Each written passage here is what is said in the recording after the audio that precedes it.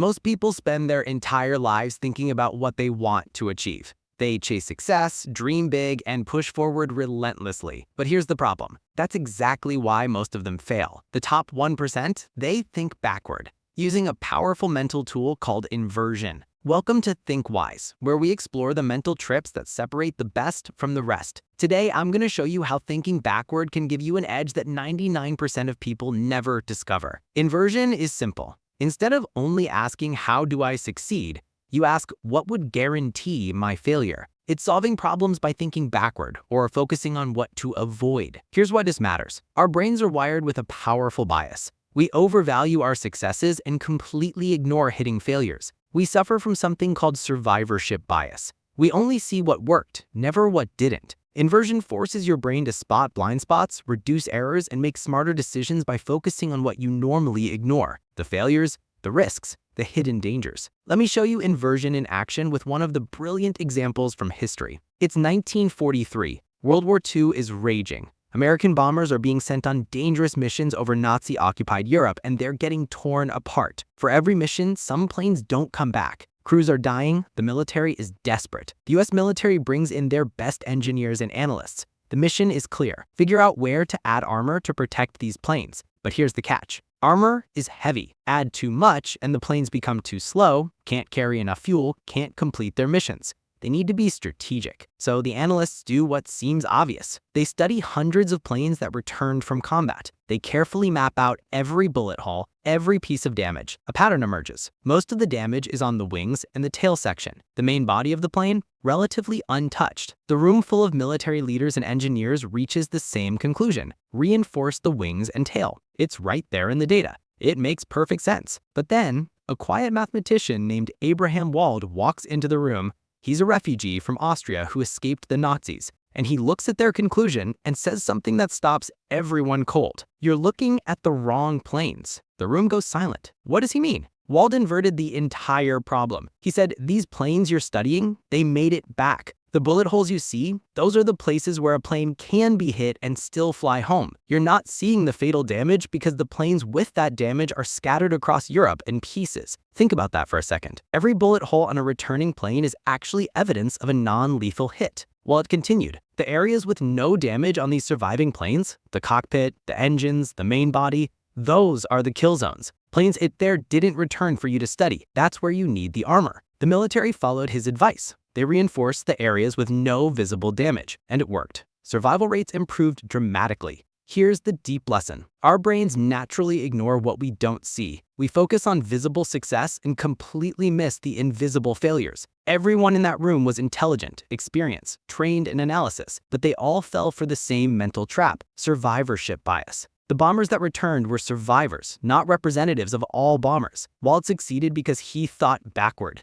He asked, what am I not seeing? And that invisible truth saved countless lives. This is the power of inversion. Thinking backward reveals hidden truths that forward thinking always misses. There are two core ways to apply inversion. First, start with the end in mind. This is backward thinking. Think about solving a maze. If you start from the finish and work backward, you make fewer mistakes. Your brain naturally cuts out bad paths. Here's another example. Imagine you're planning a road trip. Most people think forward. Where do I start? What's the first stop? What route do I take? But if you think backward from your destination, you immediately see which routes are impossible, which stops don't make sense, and which detours waste time. You eliminate bad options before you even start. Second, focus on avoiding harm. This is preventing failure. Our brains naturally pay more attention to threats than rewards. The ancient Stoics used something called premeditatio malorum, imagining the worst that could happen. By picturing worst-case scenarios,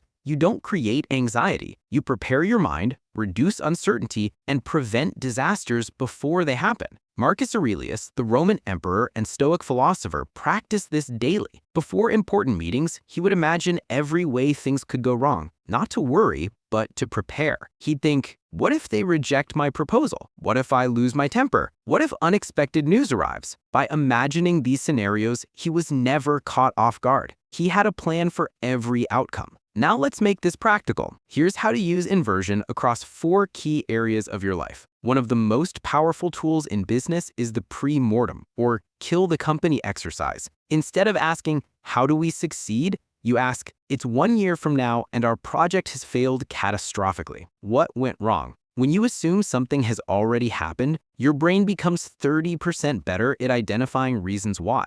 Charlie Munger, Warren Buffett's partner, built his fortune on this principle. He once said, "It is remarkable how much long-term advantage people like us have gotten by trying to be consistently not stupid instead of trying to be very intelligent." Think about Jeff Bezos at Amazon. When he started, he didn't just ask, how do I build a successful online bookstore? He asked, what would kill an online bookstore? His answers were slow delivery, poor customer service, limited selection, complicated checkout, so he inverted each one. Fast delivery became Amazon Prime. Customer service became obsessive. Limited selection became Earth's biggest bookstore. Complicated checkout became one-click ordering. He avoided failure points instead of just chasing success. And that's why Amazon dominated. Action step: before your next project, run a pre-mortem. List every way it could fail, then systematically eliminate those risks. In relationships, most people follow the golden rule, treat others how you want to be treated. But inversion flips this,